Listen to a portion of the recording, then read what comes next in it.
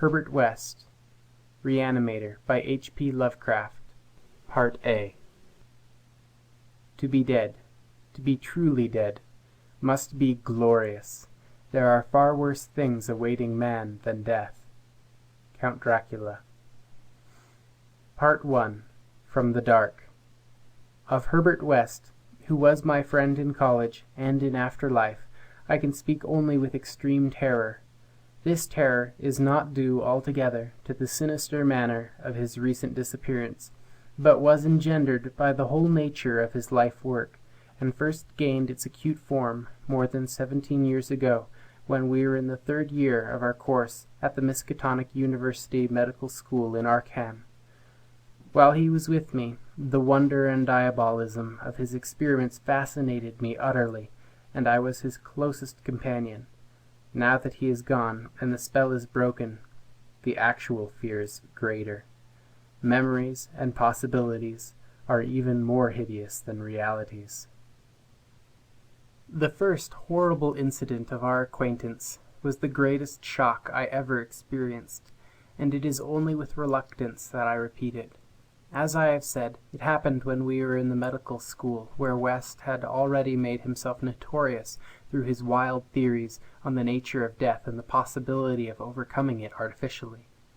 His views, which were ridiculed by the faculty and by his fellow students, hinged on the essentially mechanistic nature of life, and concerned means for operating the organic machinery of mankind by calculated chemical action after the failure of natural processes. In his experiments with the various animating solutions, he had killed and treated immense numbers of rabbits, guinea pigs, cats, dogs, and monkeys, till he had become the prime nuisance of the college. Several times he had actually obtained signs of life in animals supposedly dead, in many cases violent signs, but he soon saw that the perfection of his process, if indeed possible, would necessarily involve a lifetime of research. It likewise became clear that, since the same solution never worked alike on different organic species, he would require human subjects for further and more specialized progress. It was here that he first came into conflict with the college authorities and was debarred from further experiments by no less a dignitary than the dean of the medical school himself, the learned and benevolent Dr. Allen Halsey, whose work in behalf of the stricken is recalled by every old resident of Arkham. I had always been exceptionally tolerant of West's pursuits, and we frequently discussed his theories, whose ramifications and corollaries were almost infinite. Holding with Haeckel that all life is a chemical and physical process, and that the so-called soul is a myth, my friend believed that artificial reanimation of the dead can depend only on the condition of the tissues, and that unless actual decomposition has set in, a corpse fully equipped with organs may, with suitable measures, be set going again in the peculiar fashion known as life. That the psychic or intellectual life might be impaired by the slight deterioration of sensitive brain cells, which even a short period of death would be apt to cause, West fully realized. It had been, at first, his hope to find a reagent which would restore vitality before the actual advent of death, and only repeated failures on animals had shown him that the natural and artificial life motions were incompatible. He then sought extreme freshness in his specimens, injecting his solution into the blood immediately after the extinction of life. It was this circumstance which made the professors so carelessly skeptical, for they felt that true death had not occurred in any case. They did not stop to view the matter closely and reasoningly.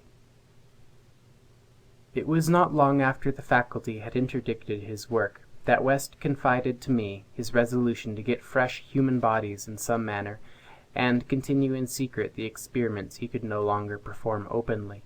To hear him discussing ways and means was rather ghastly, for at the college we had never procured anatomical specimens ourselves. Whenever the morgue proved inadequate, 2 local Negroes attended to this matter, and they were seldom questioned. West was then a small, slender, spectacled youth, with delicate features, yellow hair, pale blue eyes, and a soft voice, and it was uncanny to hear him dwelling on the relative merits of Christ Church Cemetery and the Potter's Field. We finally decided on the Potter's Field, because practically every body in Christchurch was embalmed, a thing of course ruinous to West's researches. I was, by this time, his active and enthralled assistant, and helped him make all his decisions, not only concerning the source of bodies, but concerning a suitable place for our loathsome work. It was I who thought of the deserted Chapman farmhouse beyond Meadow Hill, where we fitted up on the ground floor an operating room and a laboratory, each with dark curtains to conceal our midnight doings. The place was far from any road, and in sight of no other house, yet precautions were none the less necessary, since rumors of strange lights, started by chance nocturnal roamers, would soon bring disaster on our enterprise. It was agreed to call the whole thing a chemical laboratory, if discovery should occur. Gradually, we equipped our sinister haunt of science with materials either purchased in Boston or borrowed quietly from the college, materials carefully made unrecognizable save to expert eyes, and provided spades and picks for the many burials we should have to make in the cellar. At the college we used an incinerator, but the apparatus was too costly for our unauthorized laboratory. Bodies were always a nuisance, even the small guinea pig bodies from the slight clandestine experiments in West's room at the boarding house. We followed the local death notices like ghouls, for our specimens demanded particular qualities. What we wanted were corpses interred soon after death, and without artificial preservation, preferably free from malforming disease, and certainly with all organs present. Accident victims were our best hope. Not for many weeks did we hear of anything suitable, though we talked with morgue and hospital authorities, ostensibly in the college's interest, as often as we could without exciting suspicion. We found that the college had the first choice in every case, so that it might be necessary to remain in Arkham during the summer, when only the limited summer school classes were held. In the end, though, luck favored us, for one day we heard of an almost ideal case in the Potter's Field. A brawny young workman drowned only the morning before in Summer's Pond, and buried at the town's expense, without delay or embalming. That afternoon we found the new grave, and determined to begin work soon after midnight. It was a repulsive task that we undertook in the black small hours, even though we lacked at that time the special horror of graveyards, which later experiences brought to us. We carried spades and oil-dark lanterns, for although electric torches were then manufactured, they were not as satisfactory as the tungsten contrivances of today. The process of unearthing was slow and sordid. It might have been gruesomely poetical if we had been artists instead of scientists, and we were glad when our spades struck wood. When the pine box was fully uncovered, West scrambled down and removed the lid, dragging out and propping up the contents. I reached down and hauled the contents out of the grave, and then both toiled hard to restore the spot to its former appearance. The affair made us rather nervous, especially the stiff form and the vacant face of our first trophy, but we managed to remove all traces of our visit. When we had patted down the last shovelful of earth, we put the specimen in a canvas sack and set out for the old Chapman place beyond Meadow Hill. On an improvised dissecting table in the old farmhouse, by the light of a powerful acetylene lamp, the specimen was not very spectral-looking. It had been a sturdy and apparently unimaginative youth, of wholesome plebeian type, large-framed, gray-eyed, and brown-haired, a sound animal without psychological subtleties, and probably having vital processes of the simplest and healthiest sort. Now, with the eyes closed, it looked more asleep than dead, though the expert tests of my friend soon left no doubt on that score. We had at last what West had always longed for, a real dead man of the ideal kind, ready for the solution as prepared according to the most careful calculations and theories for human use. The tension on our part became very great.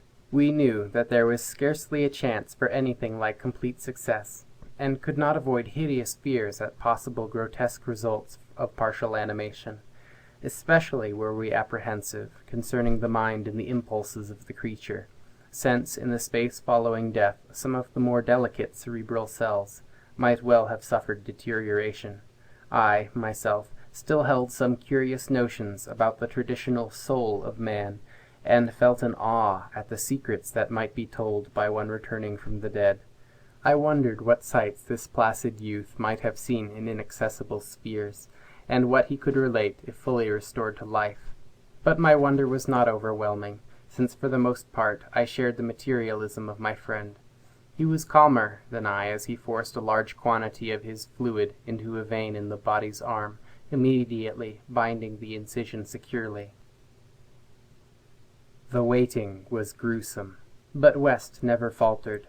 Every now and then he applied his stethoscope to the specimen, and bore the negative results philosophically. After about 3/4 of an hour, without the least sign of life, he disappointedly pronounced the solution inadequate, but determined to make the most of his opportunity and try one change in the formula before disposing of his ghastly prize. We had that afternoon dug a grave in the cellar, and would have to fill it by dawn, for although we had fixed a lock on the house, we wished to shun even the remotest risk of a ghoulish discovery. Besides, the body would not be even approximately fresh the next night. So, taking the solitary acetylene lamp into the adjacent laboratory, we left our silent guest on the slab in the dark, and bent every energy to the mixing of a new solution, the weighing and measuring supervised by West with an almost fanatical care. The awful event was very sudden and wholly unexpected. I was pouring something from one test tube to another, and West was busy over the alcohol blast lamp, which had to answer for a Bunsen burner in this gasless edifice, when, from the pitch-black room we had left, there burst the most appalling and demonic succession of cries that either of us had ever heard. Not more unutterable could have been the chaos of hellish sound if the pit itself had opened to release the agony of the damned, for in one inconceivable cacophony was centered all the supernal terror and unnatural despair of animate nature. Human it could not have been. It is not in man to make such sounds, and without a thought of our late employment or its possible discovery, both West and I leapt to the nearest window like stricken animals, overturning tubes, lamp, and retorts, and vaulting madly into the starred abyss of the rural night. I think we screamed ourselves as we stumbled frantically toward the town, though as we reached the outskirts we put on a semblance of restraint, just enough to seem like belated revelers staggering home from a debauch. We did not separate, but managed to get to West's room, where we whispered with the gas up until dawn. By then we had calmed ourselves a little with rational theories and plans for investigation, so that we could sleep through the day, classes being disregarded. But that evening 2 items in the paper, wholly unrelated, made it again impossible for us to sleep. The old deserted Chapman house had inexplicably burned to an amorphous heap of ashes. That we could understand, because of the upset lamp. Also, an attempt had been made to disturb a new grave in the potter's field, as if by futile and spadeless clawing at the earth. That we could not understand, for we had patted down the mold very carefully. And for 17 years after that, West would look frequently over his shoulder and complain of fancied footsteps behind him. Now he has disappeared. Part 2. The Plague Demon. I shall never forget that hideous summer 16 years ago, when like a noxious Ifrit from the halls of Eblis, typhoid stalked leeringly through Arkham. It is by that satanic scourge that most recall the year, for truly horror brooded with bat wings over the piles of coffins in the tombs of Christ Church Cemetery. Yet for me there is a greater horror in that time, a horror known to me alone now that Herbert West has disappeared.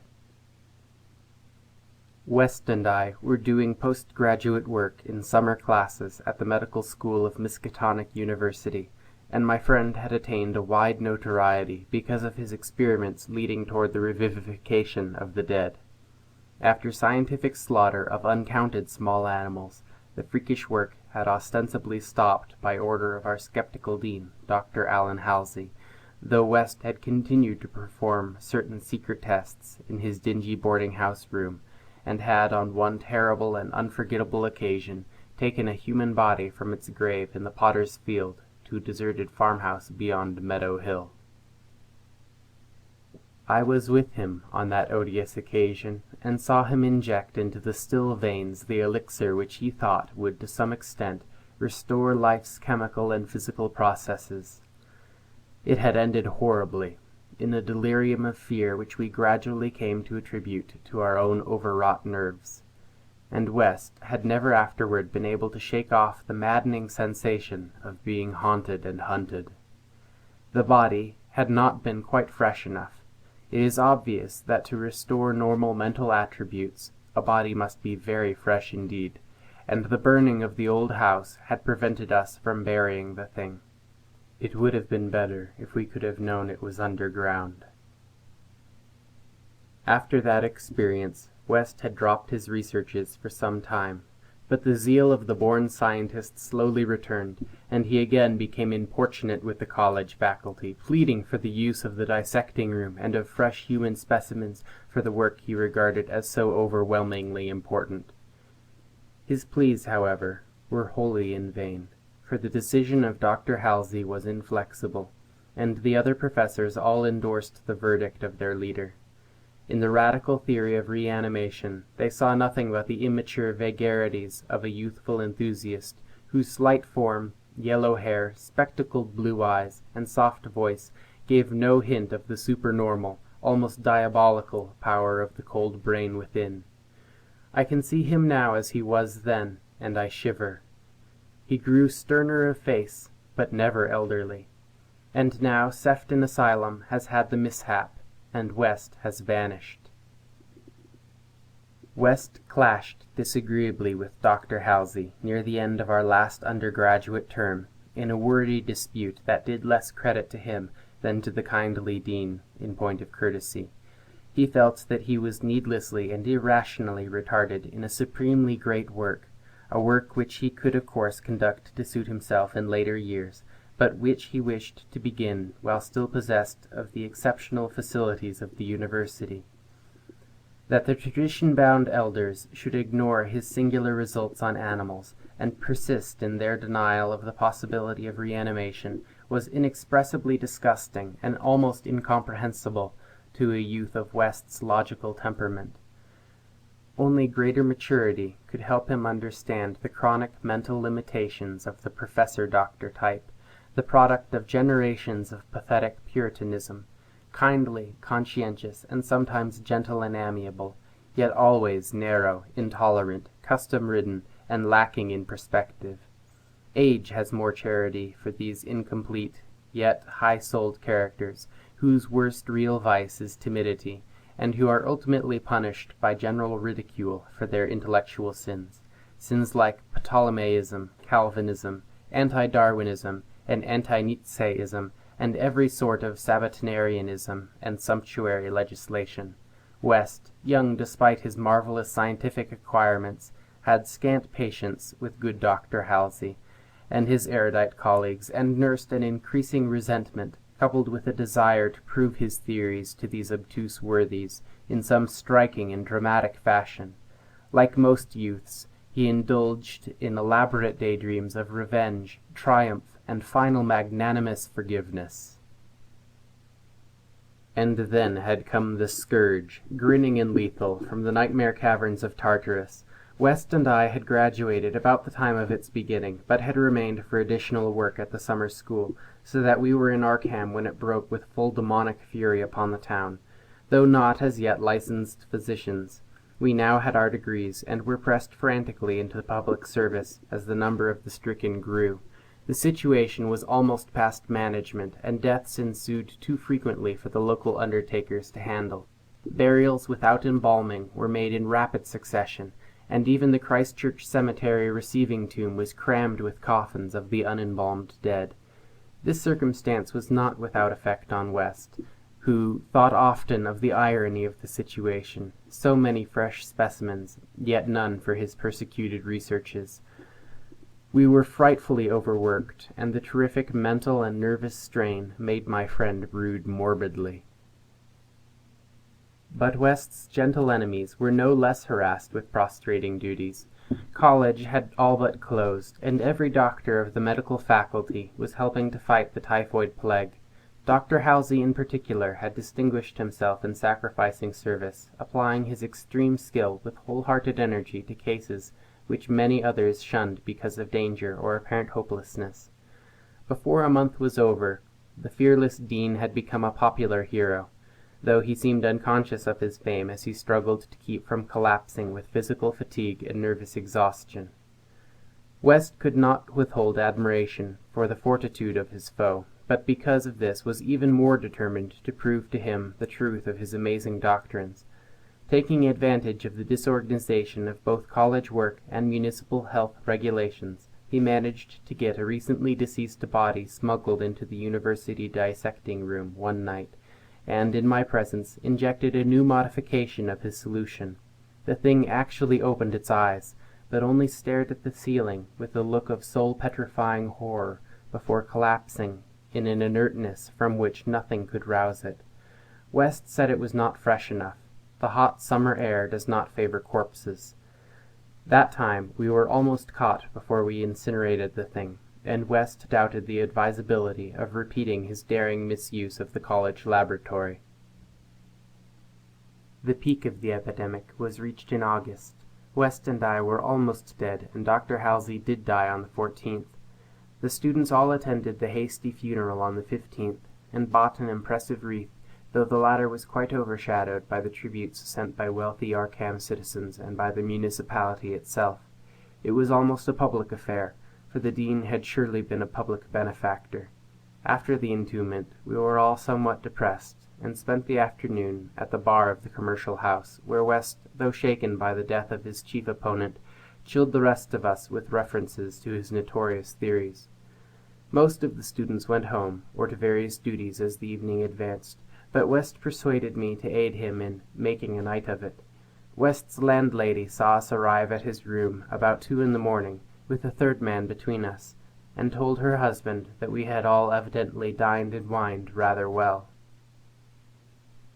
Apparently, this acidulous matron was right, for about 3 a.m. the whole house was aroused by cries coming from West's room, where, when they broke down the door, they found the two of us unconscious on the blood-stained carpet, beaten, scratched, and mauled, and with the broken remnants of West's bottles and instruments around us. Only an open window told what had become of our assailant, and many wondered how he himself had fared after the terrific leap from the second story to the lawn which he must have made. There were some strange garments in the room, but West, upon regaining consciousness, said that they did not belong to the stranger, but were specimens collected for bacteriological analysis in the course of investigations on the transmission of germ diseases. He ordered them burnt as soon as possible in the capacious fireplace. To the police we both declared ignorance of our late companion's identity. He was, West nervously said, a congenial stranger whom we had met at some downtown bar of uncertain location. We had all been rather jovial, and West and I did not wish to have our pugnacious companion hunted down. That same night saw the beginning of the second Arkham horror, the horror that to me eclipsed the plague itself.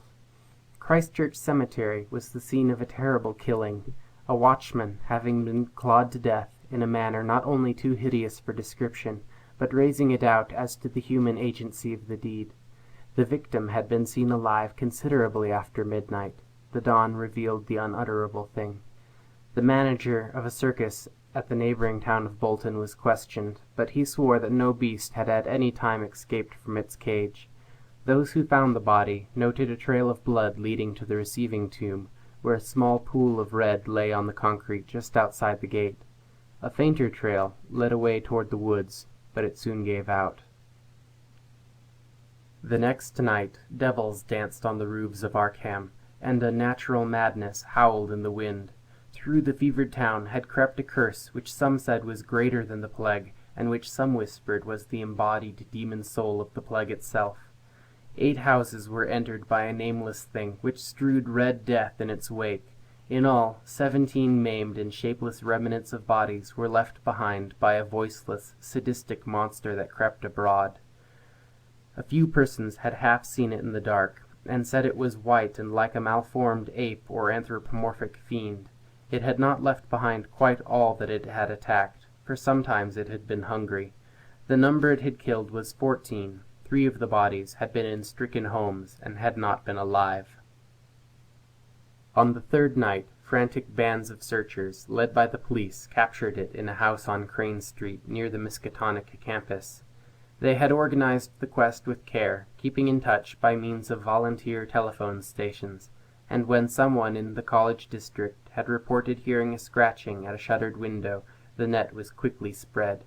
On account of the general alarm and precautions, there were only 2 more victims, and the capture was effected without major casualties. The thing was finally stopped by a bullet, though not a fatal one, and was rushed to the local hospital amidst universal excitement and loathing. For it had been a man. This much was clear despite the nauseous eyes, the voiceless simianism, and the demonic savagery. They dressed its wound and carted it to the asylum at Sefton, where it beat its head against the walls of a padded cell for 16 years, until the recent mishap, when it escaped, under circumstances that few like to mention. What had most disgusted the searchers of Arkham was the thing they noticed when the monster's face was cleaned, the mocking, unbelievable resemblance to a learned and self-sacrificing martyr who had been entombed but 3 days before, the late Dr. Allen Halsey, public benefactor and dean of the medical school of Miskatonic University. To the vanished Herbert West, and to me, the disgust and horror were supreme. I shudder tonight as I think of it, shudder even more than I did that morning when West muttered through his bandages, "Damn, it wasn't quite fresh enough." Part 3. 6 Shots by Moonlight. It is uncommon to fire all 6 shots of a revolver, with great suddenness, when one would probably be sufficient. But many things in the life of Herbert West were uncommon. It is, for instance, not often that a young physician leaving college is obligated to conceal the principles which guide his selection of a house and office. Yet that was the case with Herbert West. When he and I obtained our degrees at the medical school of Miskatonic University, and sought to relieve our poverty by setting up as general practitioners, we took great care not to say that we chose our home because it was fairly well isolated and as near as possible to the potter's field. Reticence such as this is seldom without a cause, nor indeed was ours, for our requirements were those resulting from a life-work distinctly unpopular. Outwardly, we were doctors only, but beneath the surface were aims of far greater and more terrible moment, for the essence of Herbert West's existence was a quest amid black and forbidden realms of the unknown, in which he hoped to uncover the secret of life and restore to perpetual animation the graveyard's cold clay. Such a quest demands strange materials, among them fresh human bodies, and in order to keep supplied with these indispensable things one must live quietly, and not far from a place of informal internment. West and I had met in college, and I had been the only one to sympathize with his hideous experiments. Gradually I had come to be his inseparable assistant, and now that we were out of college we had to keep together. It was not easy to find a good opening for 2 doctors in company, but finally the influence of the university secured us a practice in Bolton, a factory town near Arkham, the seat of the college. The Bolton worsted mills are the largest in the Miskatonic Valley, and their polyglot employees are never popular as patients with the local physicians. We chose our house with the greatest care, seizing at last on a rather run-down cottage near the end of Pond Street, 5 numbers from the closest neighbor, and separated from the local potter's field by only a stretch of meadowland bisected by a narrow neck of the rather dense forest which lies to the north. The distance was greater than we wished, but we could get no nearer house without going on the other side of the field, wholly out of the factory district. We were not much displeased, however, since there were no people between us and our sinister source of supplies. The walk was a trifle long, but we could haul our silent specimens undisturbed. Our practice was surprisingly large from the very first, large enough to please most young doctors, and large enough to prove a bore and a burden to students whose real interest lay elsewhere.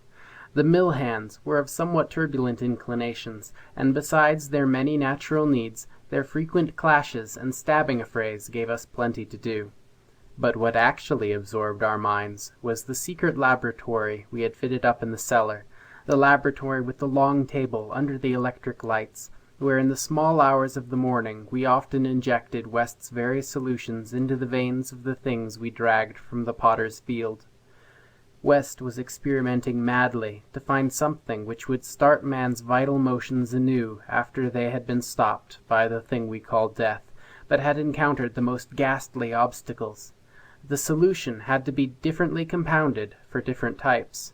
What would serve for guinea pigs would not serve for human beings, and different human specimens required large modifications. The bodies had to be exceedingly fresh, or the slight decomposition of brain tissue would render perfect reanimation impossible. Indeed, the greatest problem was to get them fresh enough. West had had horrible experiences during his secret college researches with corpses of doubtful vintage. The results of partial or imperfect animation were much more hideous than were the total failures, and we both held fearsome recollections of such things. Ever since our first demonic session in the deserted farmhouse on Meadow Hill in Arkham, we had felt a brooding menace, and West, though a calm, blond, blue-eyed scientific automaton in most respects, often confessed to a shuddering sensation of stealthy pursuit. He half felt that he was followed, a psychological delusion of shaken nerves, enhanced by the undeniably disturbing fact that at least one of our reanimated specimens was still alive, a frightful, carnivorous thing in a padded cell at Sefton. There was another, our first, whose exact fate we had never learned. We had fair luck with specimens in Bolton, much better than in Arkham. We had not been settled a week before we got an accident victim on the very night of burial, and made it open its eyes with an amazingly rational expression before the solution failed. It had lost an arm. If it had been a perfect body, we might have succeeded better. Between then and the next January, we secured 3 more. 1 total failure, 1 case of marked muscular motion, and 1 rather shivery thing. It rose of itself and uttered a sound. Then came a period where luck was poor. Interments fell off, and those that did occur were of specimens either too diseased or too maimed for use. We kept track of all the deaths and their circumstances with systematic care. One March night, however, we unexpectedly obtained a specimen which did not come from the potter's field. In Bolton, the prevailing spirit of Puritanism had outlawed the sport of boxing, with the usual result. Surreptitious and ill-conducted bouts among the mill workers were common, and occasionally professional talent of low grade was imported. This late winter night there had been such a match, evidently with disastrous results, since 2 timorous Poles had come to us with incoherently whispered entreaties to attend to a very secret and desperate case. We followed them to an abandoned barn, where the remnants of a crowd of frightened foreigners were watching a silent black form on the floor. The match had been between Kid O'Brien, a lubberly and now quaking youth with a most un-Hiberian hooked nose, and Buck Robinson, the Harlem Smoke.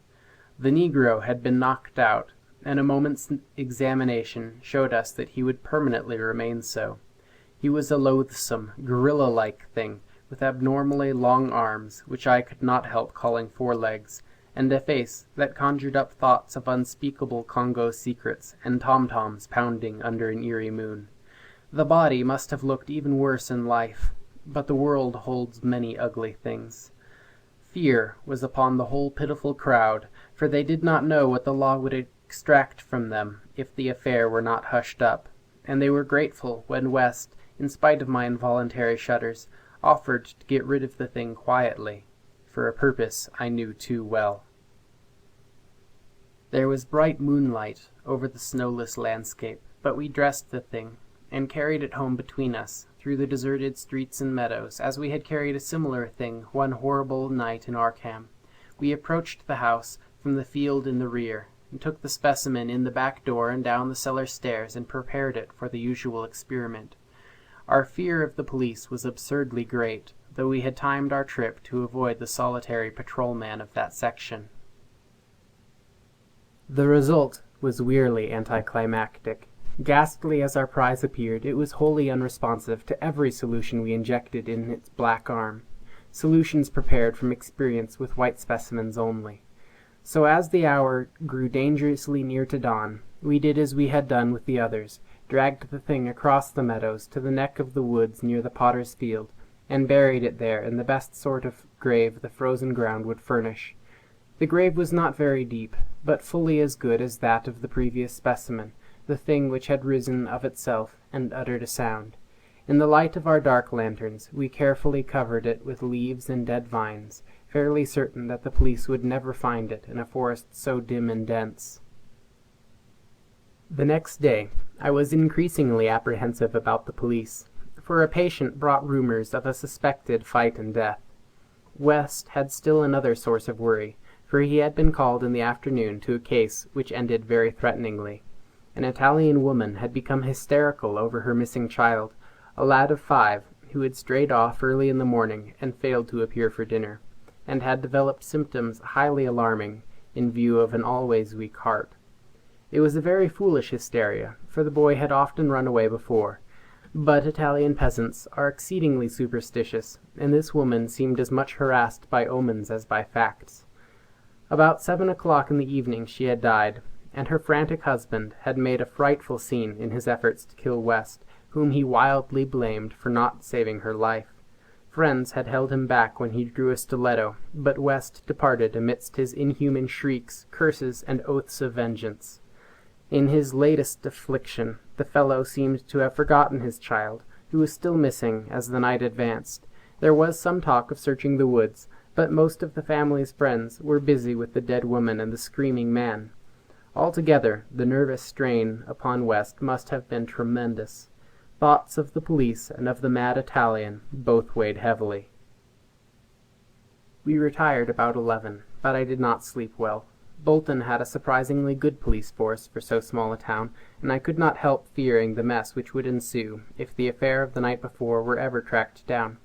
It might mean the end of all our local work, and perhaps prison for both West and me. I did not like those rumors of a fight which were floating about.